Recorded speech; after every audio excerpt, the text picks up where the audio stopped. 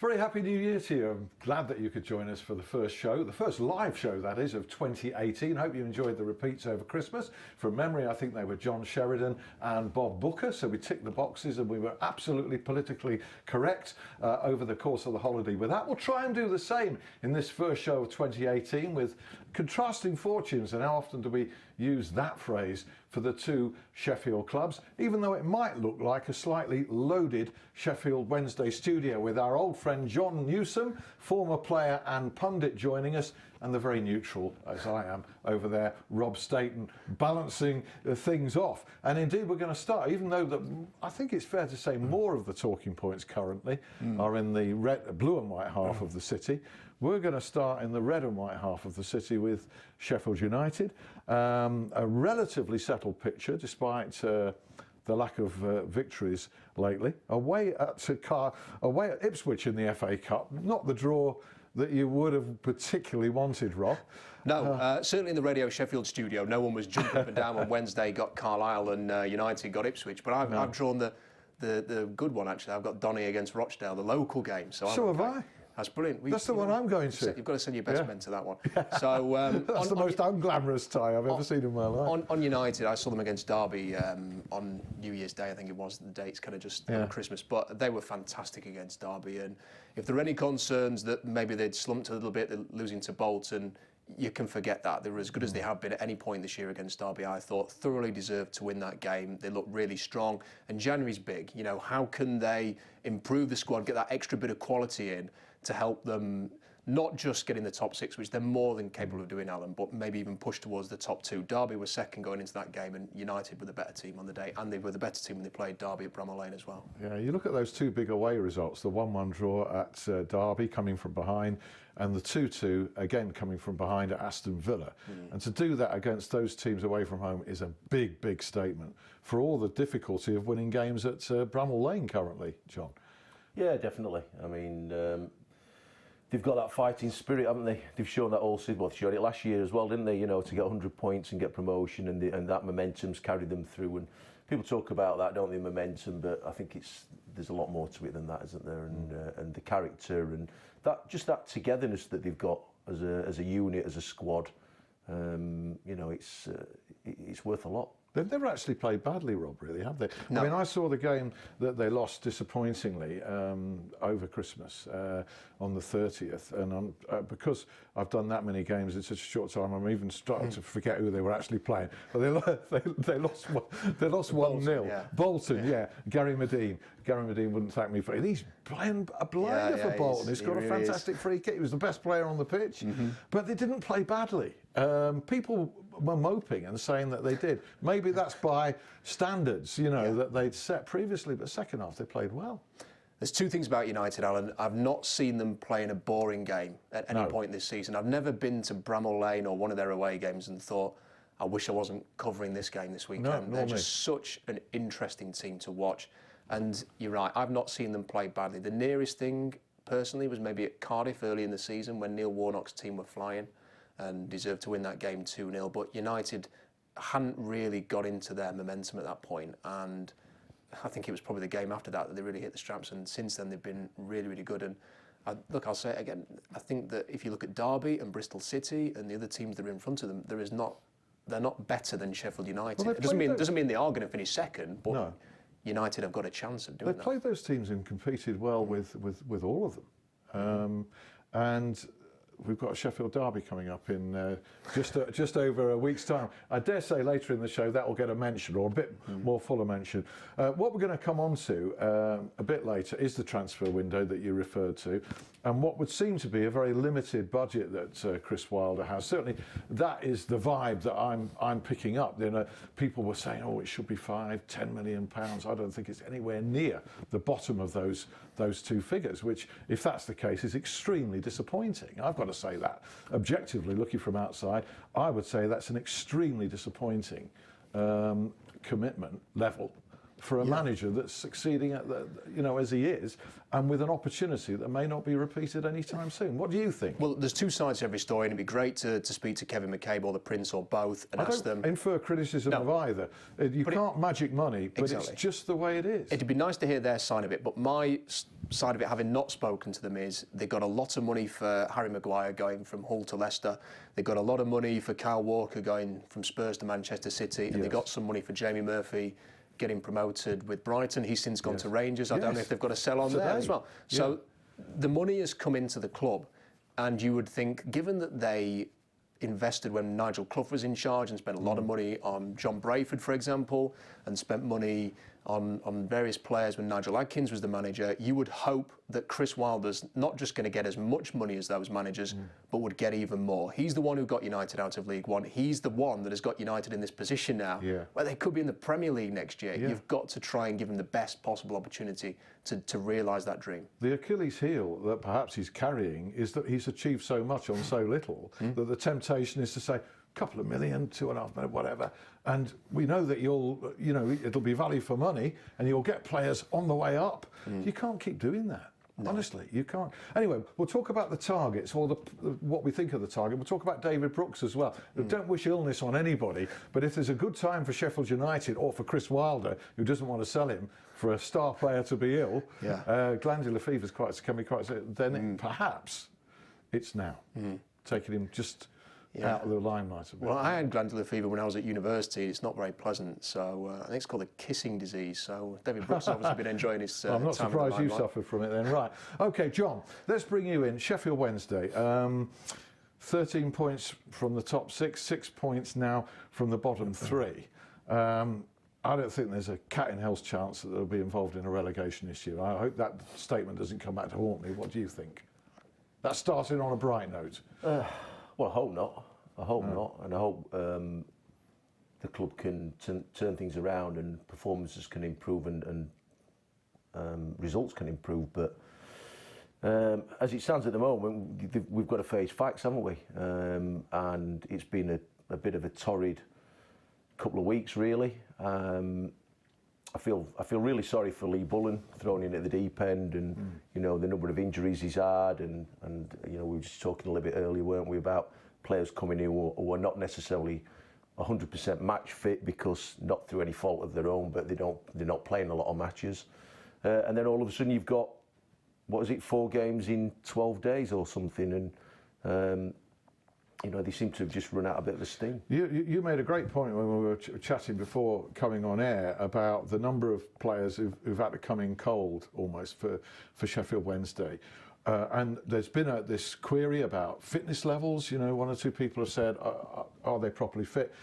But can they be match fit when there's so little football played by players on the fringe of a squad these days? That's the issue, isn't it? For me, I've talked about it for quite a while. When they did away with reserve team football. And I think it just leaves a massive void from the 23s, under 23s to the first team. I was looking this morning, I think the under 23s played 2 games in December. So how on earth do you get any of your fringe players, keep them match fit? You can do work on the training ground, you can do work, extra running afterwards, but none of it replicates match football and game time. It just doesn't do it, and the only way you can get that is by playing games, and that's where I think reserve team football was great, because it allowed you to play the odd game, keep your match fitness up. It brought younger players through, a mix of ages, that kind of thing. So I think it's hard enough when you get thrown in and you've not played regularly, but then when you've got a game every 2 or 3 days, it really, really takes the toll, and it's hard work. Taking the point about Lee Bullen, you weren't at the game, the New Year's Day game against Burton, which was awful. I mean, it was absolutely woeful. Yeah. But I interviewed Lee Bullen, as did your colleague Andy Giddings after, and I just felt so sorry for the guy. I know he wouldn't have wanted anybody to feel sorry. It must have been a shattering experience for a club legend who had this home match, and who knew that might be his only showcase game at Hillsborough in charge of the team, and for the team to perform so badly for him.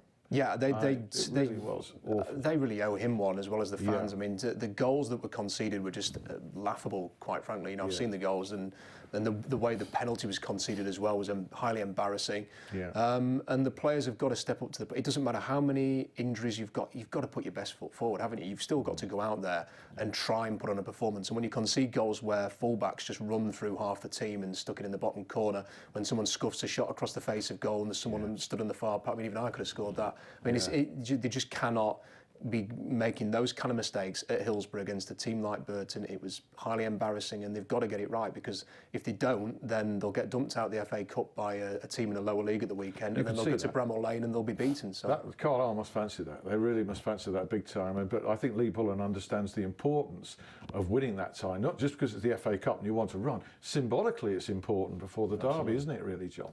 Yeah, to get a result there. Yeah. I mean, morale-wise, we've talked about momentum, and I think Lee touched on it today. There's momentum going forwards. There's momentum when you're losing as well. You know, you've got to stop that ball rolling. You've got to turn those defeats into something positive. And I think Saturday it's all about the result. You know, you go there and you keep a tight ship, and you go and you win the right to play football, which is something what Sheffield Wednesday don't do, I don't think. You know, you go talk about Sheffield United, they'll go and win the right to play football. They'll win the battle before they get on top. And I think we sometimes, especially at Burton, we didn't turn up. The commitment was terrible, really, from the players. Not all of them. I think there were one or two who really put a shift in. But there were a lot who needed to look at themselves in the mirror, and I'm sure that'll have been mentioned to them this week. Yeah, we'll talk about the new manager in a moment, but something I've been bagging on about in my columns, and I'm getting sick of raising it, is this what I've considered a long-standing need to freshen the squad, and there's just been no movement within it. And I think there's been a stagnation. I think it's desperately required, but you've got this awkward situation where that need, and it's going to take more than one transfer window, I think. We've got one open now, another one in some, parallel with appointing a new manager. It's all very complex, Rob. Yeah, and I think a lot of people would agree with what you've said there, Alan, about freshening up the squad and maybe giving it some new life and allowing players to move on. But how can you sell players that are either injured or haven't been performing? You're not going to get value for those players, and it makes it very difficult to bring others in. It's a very difficult situation that Wednesday find themselves in, where they desperately need these players back now to avoid any kind of being dragged into an injury crisis or a relegation fight. And to try and get some players back for what is going to be a very difficult month. How many trees were they pulling up when most of those good players, class players, were actually available? They weren't going big guns then, which is why I go back to that point. Whoever takes charge, has got a big rebuilding job on. Yeah, Don't you think? So. I think so. Yeah, and I think big month up against FFP, so you've got to generate your own funds. We don't know what's going to happen in the summer. We know that they've talked about FFP, and you know there's talk of things like transfer embargoes. It might mean that if you want to do any business, you've kind of got to do it in January. So if a new manager comes in, he might be able to make several signings in January that he might not necessarily be able to do in the summer. This is a really important transfer window. Yeah, it also accentuates the importance of getting a manager in quickly if you can. Yep. Although I think the chairman, quite rightly, isn't going to rush such a major call. I know that when he appointed Carlos Carvalho, he interviewed far more candidates than ever became public, Rob, at the time. Yeah, it certainly did. You know, a lot of candidates, and if people remember it, the appointment was made, I think it was the evening before the first training session of pre-season. So it was, he certainly took his time and thought about what he wanted to do and spoke to a lot of different people. And it's a difficult one because the right manager for Sheffield Wednesday might not be available right now, but he might be available in 2 months' time. But can you really afford to wait 2 months to get a manager in? So let's come on to who we think, well, not so much who we think it might be, because that's a lottery, and I'm spectating this rather than speculating, because it's just such a hazardous game. The amazing thing, Rob, is that you can discount Steve McLaren, and you know, and I've certainly been told it won't be Steve McLaren, categorically. No. And yet he's still riding high in the bookies' odds. Well, the favourite was Paul Lambert today, and it won't be him either. You can rule him out. So you can rule Steve McLaren out, you can rule Andre Villas-Boas out, you can rule Fonseca out. I mean, you can rule a number of different people out. Ruling people in is the difficult bit. Yeah. Now, I understand that Sam and Grayson would be interested in the job, and Gustavo Poyet would be I interested. could throw in Gary Megson, almost certainly has applied. There's people you could imagine that would be very interested in that position. But whether or not that fits what the chairman's looking for in his new manager, I'm not too sure. And that I think that throughout this process, the only thing you could say is that nothing would surprise you. And I think that's still the same position today. I absolutely thoroughly agree. When there's not an insight, nobody really knows which direction Sheffield Wednesday are looking in. Paul Lambert, is that because he's not interested, or because the club have moved away from him? What would you say? I think the only thing I think we can say on that is it will not be him. It will not be him. You can rule that. I did hear a whisper a couple of days ago. People were saying they didn't think that he fancied it. I don't know whether that's right or not. We just have to move on. If he didn't fancy it, he's not the right man for the job, then, is he? No. And look, I think that you could talk about him and people. McLaren's different. People have sort of turned their nose up a little bit at those two, but I don't know. They have had some success at other clubs, and if that's what Wednesday are looking for, then maybe there's a reason why they were linked. Lambert more credible than McLaren for me, that's for sure. John, what are your thoughts on all the names that you've read? Are there any that particularly attract you? The type of manager. It's difficult, isn't it? It's really, really difficult. Like you say, you're trying to second guess the chairman and which way he's going to go. But me, I think personally, I'd like somebody who's a bit like the two you've been speaking to. Really, I'm not necessarily saying they're the right candidates, but possibly British manager, somebody who's got experience at this level, maybe been successful at this level, knows the league, knows the players, knows the team, can come in and from day one can set off, stamping his authority on the football club, rather than coming in and taking 2, 3, 4 weeks to find out who's who. And I don't think we've got that time. No. So a manager who knows the Championship, a home-based manager, would you concur that? Yeah, I think it's someone who can lift the team, someone who can lift the players, someone who, the minute they announce as the manager, the fans can go, right, yep, do you know what, I believe in this guy. All right, devil's advocate, Gary Megson then.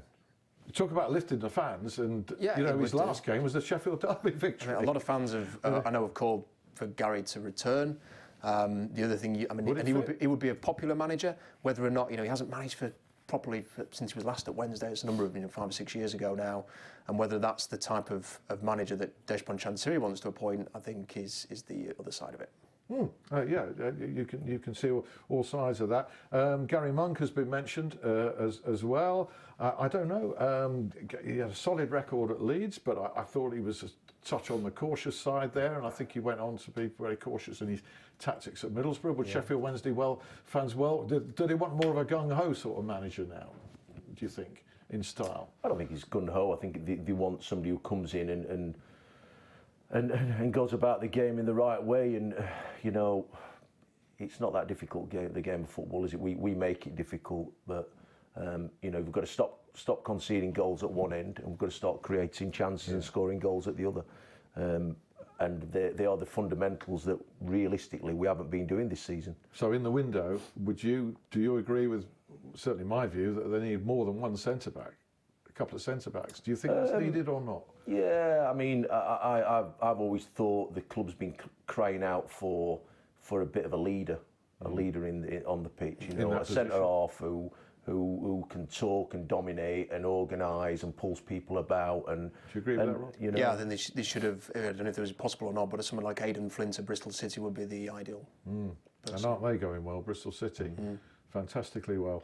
And the derby, I mean, dare you say that at the moment it's difficult for anybody to see a result beyond a home victory? Dare I whisper that? It is difficult. I think possible, but the one thing that Wednesday will have up their sleeve if they do appoint a manager the week of the derby is whether or not that new manager bounce will give them that kind of a lift, maybe. Yeah. Right. I also think that if it's Lee Bullen in control, he knows what derbies are all about. He knows the passion of the fans. He's got plenty of passion himself, and I think he might be able to convey something to those players before a derby too. If he's still holding the reins. I think if you show them the video of the match at Hillsborough, that might just do enough to give them a bit of a rocket. Yeah, absolutely. Because guess what? Those players owe the club, the fans, everybody a performance and a result, don't they, really? Big time. OK, we'll talk more about the transfer window for both the Sheffield clubs when James Gregg joins us. There's plenty more to discuss on this sporting scene. So do rejoin us in 5 for all of that. See you then.